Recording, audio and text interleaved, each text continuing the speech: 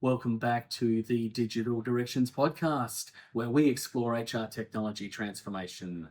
My name is David Nelson, Head of Software Procurement at DD, and I'm joined by my co-host, Jack Hewitt. In this second episode, we're focusing on the ROI of HR software, uncovering how modern HCM systems drive value through process automation, enhanced employee experiences, data-driven decisions, and robust compliance. From slashing costs to boosting productivity and mitigating risks, we'll show how these systems are driving 2 to 5x returns for Australian businesses. Let's jump in and explore how to maximize your HR tech investment. David, welcome back. Podcast number 2 for Digital Directions. Wasn't sure if we're going to get here. Jack, come on. Had a great time last time at podcast number 1. Good to be back doing it bigger and better. To kick off things, I think wanted to share a little bit about what we've been up to the past couple of weeks. There's been some very exciting things going on, lots of movement, a couple of dinners here and there, which have been really exciting. Why don't you talk us through what you've been up to the past couple of weeks? Well, it's been wonderful to meet some of our clients in the flesh. Had a wonderful dinner. Thank you very much for that. Just great to hear from them, from the horse's mouth, the kind of challenges that they face in tech transformation. A couple of them spoke beautifully about the journey that they've been on, that we've been assisting them with on their tech transformation. And great to now hear the results they're starting to get, the payoff that they're getting into their businesses. So that was really, really rewarding. And, you know, the other great thing is the pipeline of prospects that we're working with is filling up really quickly. And so we've got a couple more customers right at the line of about to embark on their journey. So, yeah, lots going on. Yeah, absolutely. I think, you highlighted something very important. I think a lot of the time people think dinners and they just think a long night of, great food and great wine. But the reality is that you don't see your customers as much in person as you would typically like to. And I think what you said was really important. Hearing it from them, what their experience is in terms of challenges they're facing and how we're working so collaboratively with them to better understand how we can help support them through this kind of transformation process. Great segue into the topic of today. Why don't you tell us what we're all going to be talking about? Today we're going to be talking about ROI. So you recall last time around we talked, it was really the kind of setting the story, the big picture of why you might invest in a new HR software. Today, it's kind of the other side of the coin. It's the what and the how. It's the dollars. It's the business case. So I guess if strategy helps set the table and set the picture, the ROI is what kind of earns permission for us to actually do these projects. So really excited. I'm a numbers man at heart, so I'm interested and excited to kind of get into the nitty-gritty of talking about how we would think about building and quantifying ROI for this kind of a decision. Absolutely. I think now more than ever, the words around building a business case are so strong. And I think we've seen a lot of vendors really kind of put out templates and really trying to help the prospects through a sales process by building a strong business case. And it's something we've been working really closely on with our kind of customers who are typically HR leaders, really wanting to take this up to the SLT or the office of the CFO to go, how do we get the budget to actually afford this? And the biggest question they get back is, what's the return on investment? So I think it's a fantastic topic to cover today. Looking forward to diving in. So at Digital Directions, the kind of discussions that we try and engage our customers in is really kind of falls under 3 key themes. So we want to talk to them about employee productivity. We want to talk about future-proofing their technology stack around people's systems.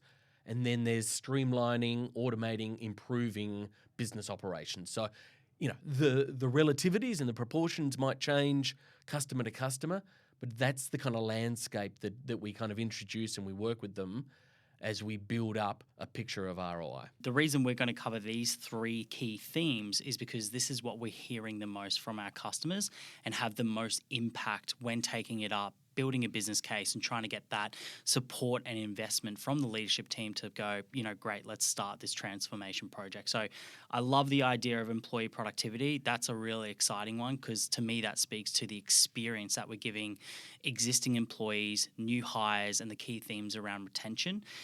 Future-proof tech stack, we want to ensure that this is a long-term investment. We've had a lot of customers having to make an investment and then rip and replace in a number of years, whether that's 12, 24 months. And really we want to be identifying technology that's going to be in the business for a long time. And for us, that looks like a minimum 10-year investment. That's the lens we take for our customers. And the third and final topic you touched on, super important. How do we automate and improve efficiencies around operations and business kind of processing? So excited to jump in. How about we start at the top with employee productivity? That's a great summary, Jack. And I think there's just one more point to get on the table as we kind of set the scene here, and that's around stakeholders. Again, what we want to achieve here is a positive decision to invest in an HR system. And just as you outlined the different areas of ROI, we're dealing with different stakeholders: C-suite, technology leaders, people leaders. And so I think part of the rationale here is that these three themes help speak to different stakeholders and ensure that what we're doing is actually going to get unanimous support and cover the breadth of the business. It's not just an HR decision. It's not just a technology decision. We're actually taking not just a long-term lens, we're taking a whole of business lens as to why we would invest in HR software. And David, for the viewers at home, we have a special little digital directions gift if you can stick to the end of the podcast today. Am I getting taken out to dinner again? Or? It is not another dinner, no. It might be a free little downloadable resource, but it specifically speaks to the theme of today, return on investment. Even better. Great reason to stick around and listen to the podcast. So topic number 1, employee productivity. David, talk me through what that means to you when thinking about return on investment for making a significant investment in some new HR software. We're always engaging with our customers and talking about the employee life cycle and all of the different steps that their candidates and employees will go on in their journey and in their career with an organisation. And we're really clear about, at each step of that journey, how an HR system can make the process, make the experience that much better, more efficient, richer for an employee. And when we do that, we engage them, we improve employee morale, and we just basically make them more productive. We save them time, we give them better tools. So employee productivity is one of the biggest drivers creating ROI out of these investments. So it's something that we really need to kind of put front and center at the conversation. I think a lot of employees or employers who are looking at systems would probably say it's a little bit fluffy or it's a little bit hard to measure. What are your thoughts on that?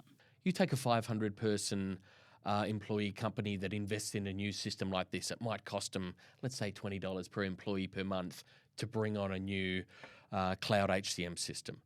You save those employees 30 minutes, just 30 minutes per month on their back office admin tasks, whether it's leave pay slips or, doing performance reviews or other things of that kind of nature. You save them that time. You have paid off the entirety of that licensing cost just like that. That's without all of the other benefits that we talk about. So it doesn't have to be fluffy. There are going to be big picture benefits that we're going to strive for here, but there are some really granular, tangible, strong benefits that we can put on the table to help underpin ROI. I love that. I think we could probably wrap up the podcast there. That's good enough for me. Let's take that straight to the CFO office. But I think, we need to dive deeper into some more around return on investment and some of those value drivers. How do we actually, is that good enough to put in a business case? Are we seeing our customers taking statistics like that and putting it in their business case to demonstrate the value? Absolutely, we do. We help coach our clients around, constructing an ROI that is both persuasive and attractive, but credible and grounded in real numbers. So those kind of models have a role to play. The big picture also has a role to play, but absolutely there needs to be kind of a payoff that a CFO, that a C-suite, that an executive, that a board can sign off on. So we absolutely need to kind of be ready to defend the claims that we make. The starting point of an employee life cycle is recruitment. That really, in my mind, is one of the biggest drivers of ROI for most companies because the risks around that are so great. if you're a company that's got the formula right, you've got a service, you've got a product that the market wants, not being able to recruit your staff in a timely manner is a growth killer. And you hate to see it. Companies struggling because they just can't fill the desk.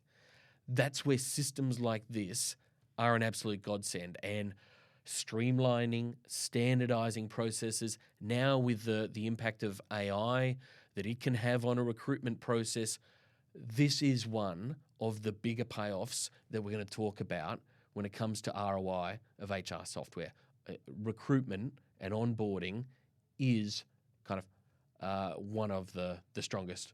I think it's really interesting as well because recruitment has two sides to it as well. There's the internal process of how an organization goes to market recruiting and the systems or lack of, whether it's spreadsheets. We've got a lot of our customers still using spreadsheets for recruitment processes, which is crazy. But also who's involved in that process of recruitment at the organization. And we'll speak to some examples today. There's one organization that comes straight to mind. But the other side of recruitment is the experience that these new potential employees or currently candidates are experiencing. And this is their first taste of what they're signing themselves up for. And we want to ensure that that experience is actually reflective of the business that they're coming on board with, but also the business that they're trying to grow. And so if we think about on a 5 or a 10-year investment lens in terms of the growth for a company, where do they want to be? How do they want to be recruiting people in 5 or 10 years to give a reflective kind of experience of what their organization's values and missions are? It starts at the beginning. That first kind of reach out, that first contact point, that first interview, as well as the actual mechanism of how they get signed up in terms of the process. So I think it's really interesting to look at both sides. Where do you want to go? Do you want to jump into some customer experiences or more around the process? You're right. You only get one chance to make a good first impression. You spoke before about the war for talent. That is real. That is ongoing. You will not get the pick of the talent out there in the market unless your recruitment and onboarding process is a really authentic and exciting representation of your values as an organization, as a business. So that's what systems like this are designed to underpin. And to take away a lot of the admin and the hassles that people leaders and recruiters are having to do right now and recycle that time into actually talking to your shortlisted candidates, getting a better sense of cultural fit, really having a clear view on what the role and the responsibilities and the vision for the company is. If you can be having those conversations instead of haggling over, have you got that contract that we sent, and have you, manually signing documents, screening kind of candidates, that's the old way. If we can kind of migrate to the new way, I think the payoff in getting the right candidate, getting them quicker and getting them productive, you can make many times your money from an investment in that part of the software. And I think there would be a lot of people listening into this kind of podcast that would have a lot of experience with clunky processes and recognize how much time they're missing out on. We've sat through a number of different kind of customer examples where they walk us through their current process as we do a procurement engagement, and we're looking at evaluating, new HR software for them. It blows my mind that this is not being pushed harder to the executive level of how much time is being wasted and how much missed opportunity there is to create that first impression. I really like that. That first impression is so important. But also for kind of the HR leaders who are driving and running a recruitment process, it's ineffective. It's a waste of their time. We see them go from this spreadsheet to where's this contract over there? Have they done their screening? How do I even find out where their references are? It's just everywhere, and it's an absolute efficiency nightmare for someone who doesn't have a streamlined process to recruit new candidates. You're absolutely right. In, I'd say, virtually any small to medium company, recruiting, even if you're standing still, 500-person company, typical attrition rates, 15 to 25%. You're recruiting 100 people just to stay at your current size, let alone when you're growing. So recruitment and onboarding is invariably one of the top 3 challenges that our customers are telling us about. But when you're a growing company, it's probably number one. That's why I said up front, it is one of these growth killers, one of the key strategic issues we need to solve. And just rounding that out, we started on the front of the employee life cycle, onboarding and recruiting. Let's just kind of come to attrition. Great systems may not be a draw card for why employees will come to you, directly, but poor systems, poor experience, that kind of technology debt that the employees suffer through may be a reason why great employees leave. I think it's more than may. I think it is absolutely a reason why employees are leaving, because they can go to another environment which is a lot more supportive of the culture and the experience that they get 5 days a week. We can't expect our employees to kind of have their weekends and their personal hours. They're dealing with all these slick, beautiful, effective consumer apps that we all kind of live with every day. And then 9 to 5, they come and sit in front of clunky people systems. It's just very jarring. Like, we be putting forward an experience and a technology kind of ecosystem that our employees are going to enjoy experiencing and being a part of. Yeah, we have one customer in mind that we wanted to talk about regarding kind of the leave management side. This is an organization of 350 people, multinational, Australia, New Zealand, and the US. And to just get an accurate look into how much leave their employees have, it had to go through about 10 different people to try and calculate at any given moment how much leave does a particular person, or how much the balance is, ensuring that they're actually accurate. And I think that also highlights another kind of point around risk, which is a really big thing in this kind of topic, is risks and associated to a lack of system that's true and accurate. Is if your data's everywhere across all different spreadsheets, it's in Helen's spreadsheet over there and Sue's in the US, it's just not clear what is the source of truth and what is accurate. And so I think there's even a lot of back and forth between this particular customer on who has the source of truth between those different regions, because there's a lack of system to create that consistency.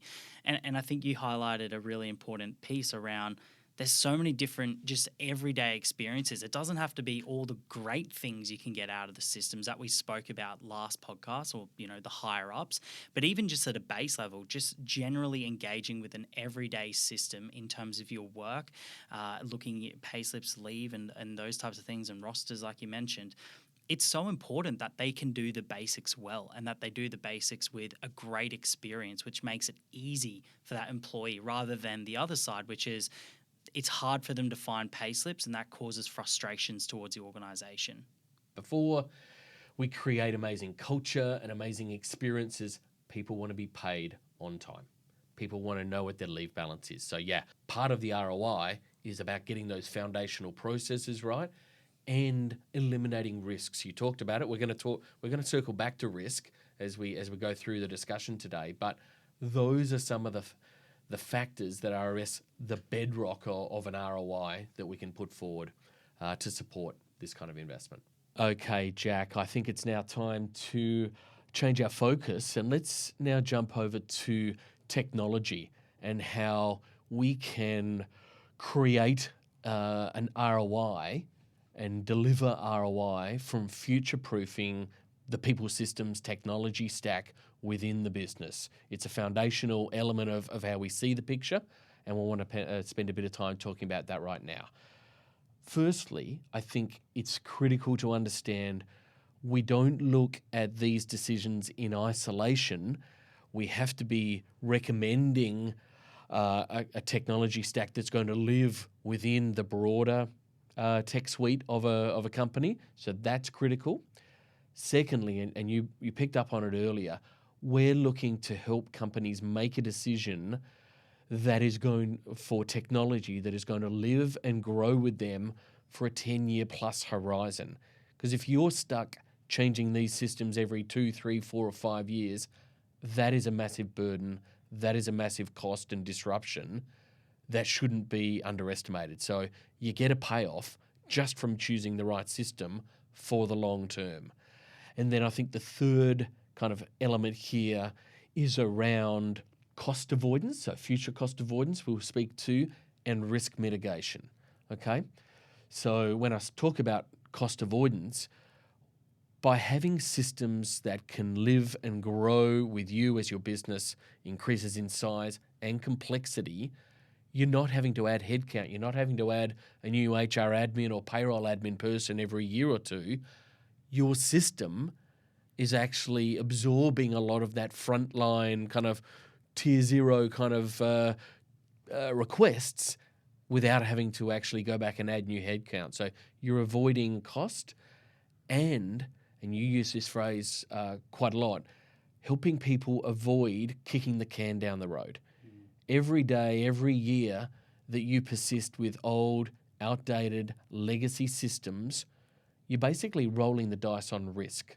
The risk that you have a payroll failure, the risk that you have a data breach, the risk that your systems don't continue to be integrated.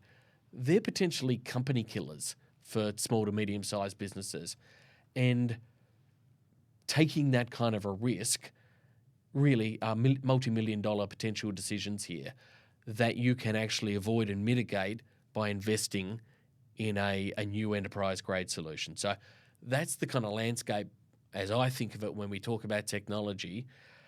Where do you kind of come at it from as a technologist? At least be ready, start the process and start evaluating to de-risk it as much as possible. I think that's always our number one recommendation, is starting with an education process on what exists, what is our current way of working, and how does that compare to modern systems that can de-risk it as much as possible.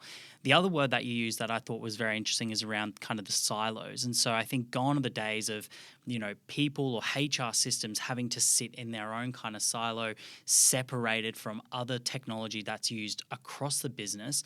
Now, a lot of organizations that we're working with is they're looking for a collaborative and a ecosystem of technology that actually works with each other and for each other, whether that's kind of automation processes for, reducing the amount of administration tasks for our people leaders, double handling, risk associated to human error. There's a lot of opportunity there when we think about buying tech that sits by itself compared to buying tech that should sit in a broader ecosystem that actually works with each other, that's actually built and is robust. One of the things that kind of happens by stealth in a small company as they're growing, that it's true, buying an all-in-one HCM platform is a big ticket investment, and often people will balk at that. What ends up happening as companies are growing, they don't make that investment, but instead they go out and get a recruitment system. They go out and get an employee engagement tool. They go out and get a standalone rostering system. And actually, by stealth, they end up having an annual licensing cost that is equivalent or perhaps even greater to what you get in an all-in-one system.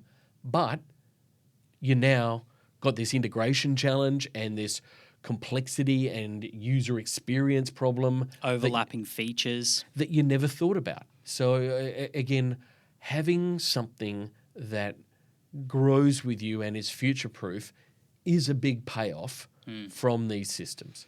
One organisation we completed a procurement project with end of last year. They were 12 different sites across Australia, about 250 employees. Exactly that. They went out looking for new tech to improve employee experience. So they went and bought a employee experience tool or a culture kind of survey tool. Then they had a separate kind of recruitment, a separate payroll tool. They had about 6 or 7 pieces of technology across the business. After doing a procurement engagement with us, we ran through a transformation, evaluated reducing how many different tools they have with overlapping features, and we're able to save them $59,000 on subscription fees alone. So it really demonstrates that from a cost effectiveness, it can be more impactful to have a system that has all the functionality you need across a modular system, but also de-risks having point systems, but also gives you cost benefits as well. That's often the benefit of perspective that an outside advisor like Digital Directions can bring, to just get all of that information on the table to be able to actually see that kind of comparison. I reckon the other angle here that perhaps goes unnoticed is when you go from a starter HR system to a more enterprise grade, it is not apples to oranges in terms of the functionality that you get. Even if they both do the core HR, the level of functionality, configurability, customization, automation that is possible in these enterprise-grade tools, it just far outweighs what you get out of the box from those kind of small end of town systems. And so you need to be able to put that on the table and have a kind of a really good analysis of that to understand what that does for a business. And again, what it means is those tools can grow with you over your journey. So even if you don't need certain modules like performance management or learning on day one, the optionality of having them there ready to turn on, still all under the one umbrella, as you get to year 5 or year 10 of your journey, that creates a lot of value. I think another really important factor that is probably miscommunicated in market, particularly with, I guess, people leaders already being so time poor, is, putting in a new system that it's going to just straight away take all their time. And yes, there's a big investment in implementation. We absolutely wouldn't downplay that. But the gains of efficiency that are to be had when you invest in a really true modern people system, it means, and I think separately to that, the other misalignment is whether you need to start hiring more people as platform or system administrators just to maintain them and keep them running. True modern systems, particularly in the mid-market space, are kind of what I like to refer to as a Superman out of the box. You don't need to go and hire headcount that are specialists in that platform to get them working or maintaining them. It actually enables your people leaders to be more effective and efficient in engaging their employees through surveys or any other kind of processes like onboarding, which makes them more valuable back to the business. There are hidden costs of persisting with a small, outdated system that you've outgrown. There are, direct costs of having your large end of town kind of massive ERP type systems of system integrators and platform administrators. The sweet spot in that mid-market, you can actually avoid a lot of those costs. And so the total cost of ownership can actually be quite effective. A great notion that a customer had also shared with me when comparing the starter people systems versus these, I guess, true enterprise grade mid-market solutions was this concept of, there's 10 pieces of functionality or features that exist in a system.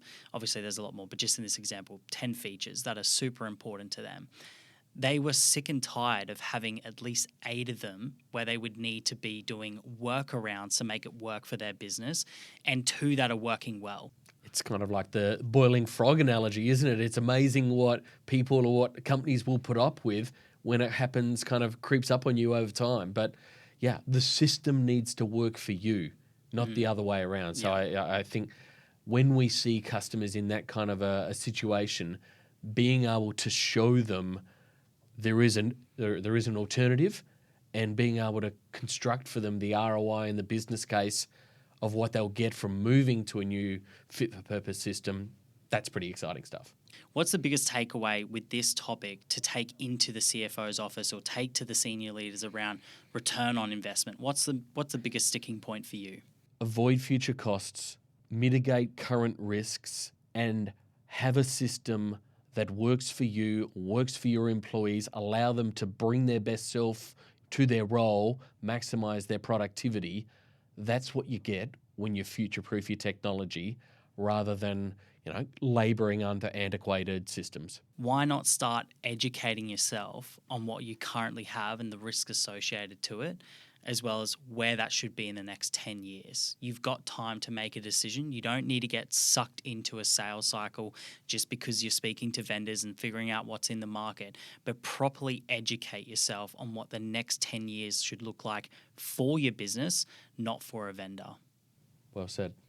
Next, we're going to jump into streamline operations. David, what does that mean to you in the lens of ROI?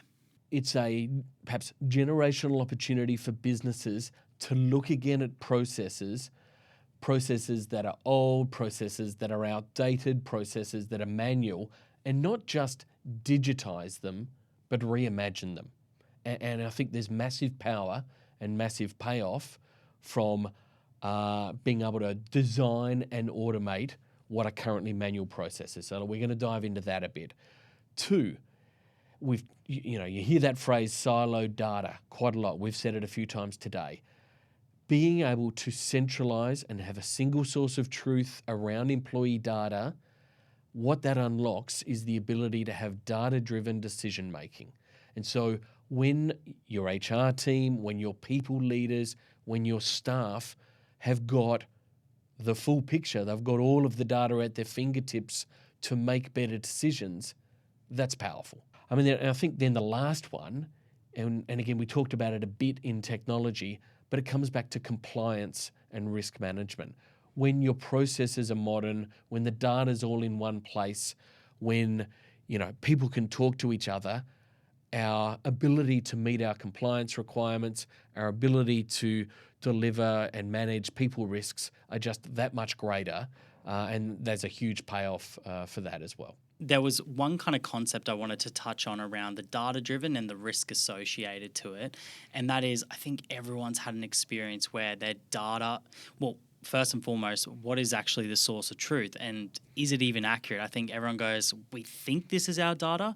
The amount of implementations we've done in the last 6 months where we go through the data migration from an old system or a lack of a system into a new system, they go, we think this is our data, but we should probably go through an exercise of getting people to update it. So it's also a great opportunity to leverage the self-service model where employees can go in and make changes to, all the different types of details in there.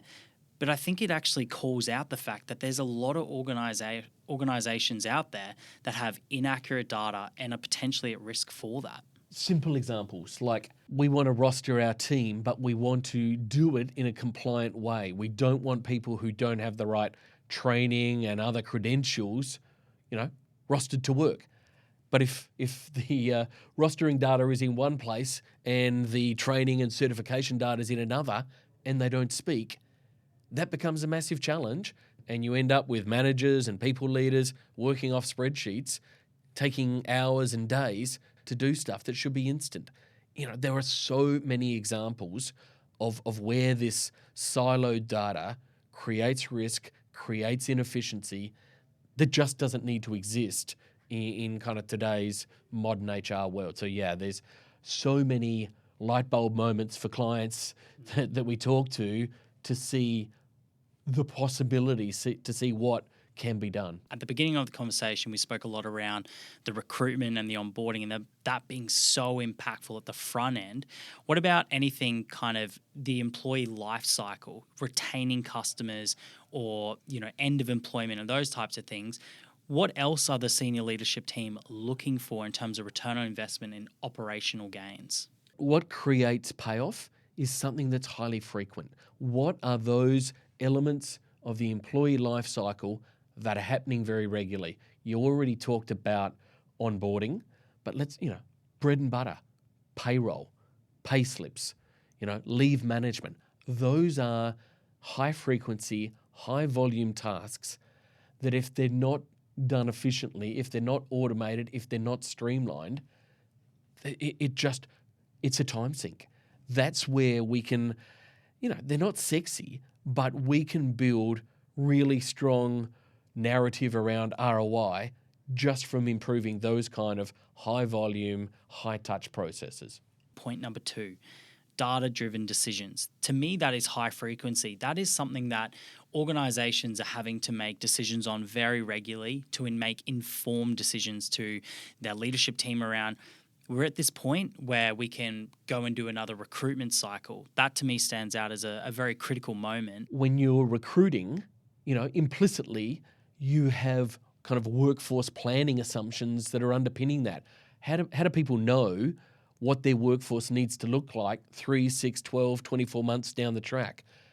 Good data, good historical data at our fingertips helps us to accurately forecast what our requirements are in future, avoiding under or overhiring.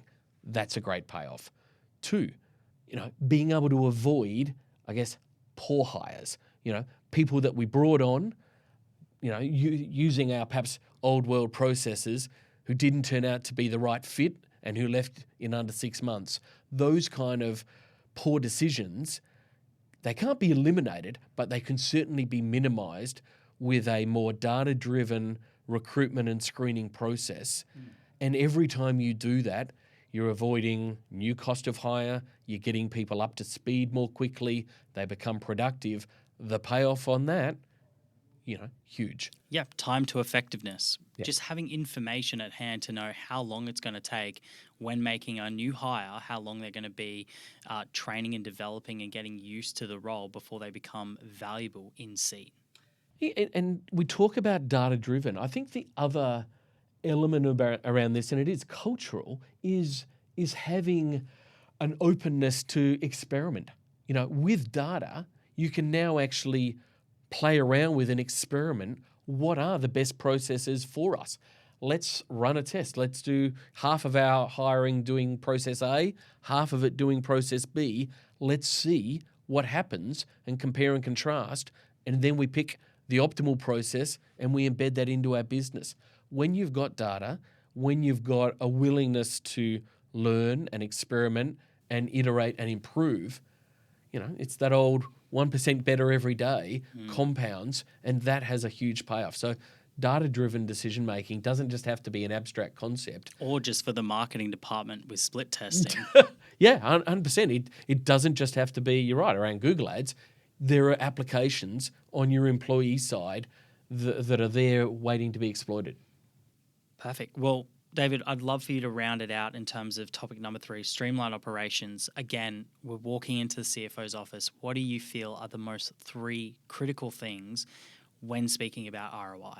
I think we can really kind of clearly articulate the gains, the efficiency gains from just operational improvements, streamlining, reimagining, automating existing processes, massive payoff. That's number 1.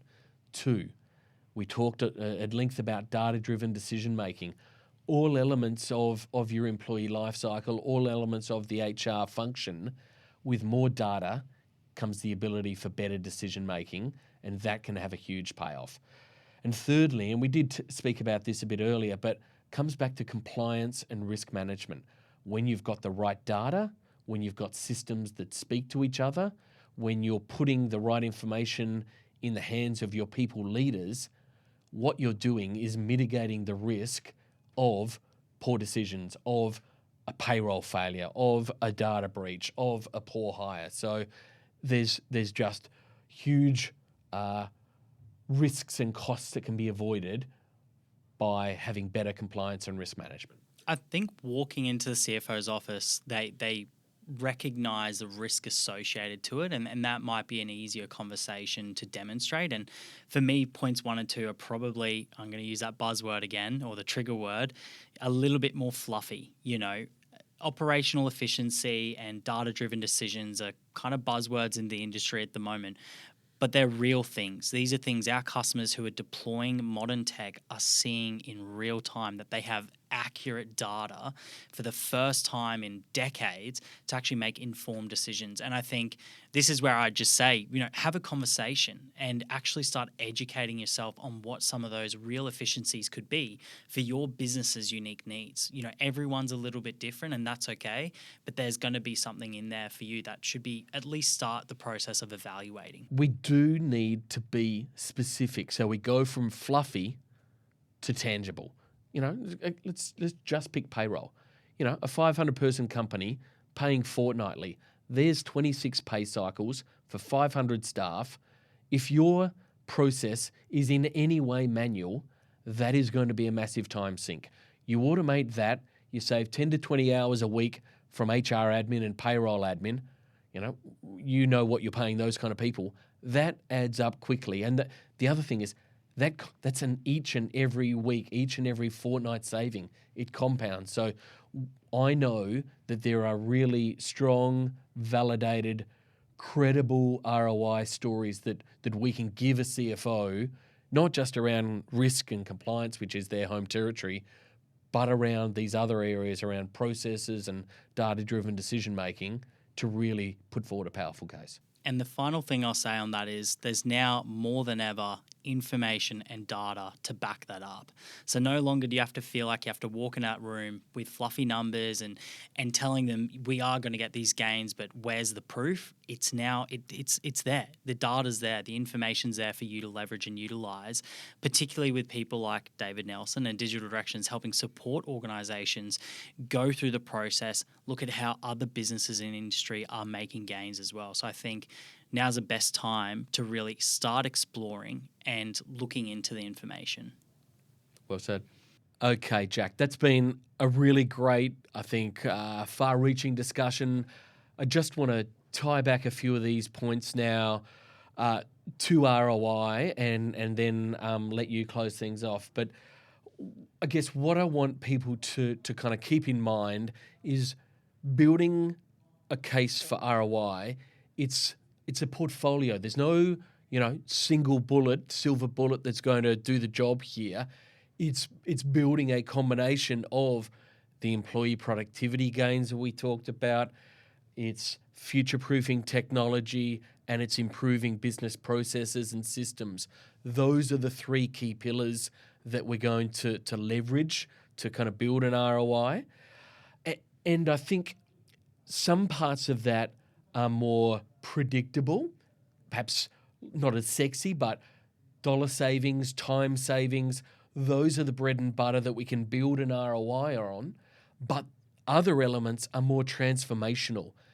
How we help organizations with how they lead, how they manage, how they work. That's where the real transformational upside comes along. And I would really, we're trying to make this rigorous and credible, but don't let measurability become a constraint. Just because something is slightly less tangible, harder to measure, doesn't mean it's not there, doesn't mean it's not true. There's a place for that in the overall story around building ROI. So I hope that we've given people a really good, solid foundation of how to think about ROI, how we help people go through that process, and perhaps you might have something that can help underpin that for them as well. But I think what's really important is what's the takeaway? How does someone go and start to apply this in their real life example or at their organization as a people leader? And so what would your recommendation be from here, David? Rather than just, consuming a bit of content, how do we start the process of action and what's the application? What we've done, Jack, is we have put together the Digital Directions ROI calculator. So this is just a really simple tool that can help our listeners input some information around their business and start to get, let's not call it definitive, but a working model, a back of the envelope kind of understanding and assessment of what the potential range of payoffs might be for them and in which areas of their business, in which parts of that ROI kind of portfolio that we just talked about. That's something practical, usable, available now on our website that people can get to start to kind of build that conversation internally and then bring us on as a thought partner to help build that out. That's very generous of you. And like you mentioned, it's free and available on our website. Also reach out to us on LinkedIn or shoot us an email. We'll flick it across to you and help support in any way we can to help the piece around ROI. It's such an important conversation. It's one we're having every single day with our customers. And we hope everyone at home really enjoyed the conversation today. And we're looking forward to the next podcast. Yeah, absolutely, Jack. As we said, strategy hopefully brings the execs to the table, but we think that ROI is what can seal the deal. So we're hoping that we can get your investment in HR tech up and running. Thanks, David. Cheers, Jack. Thanks.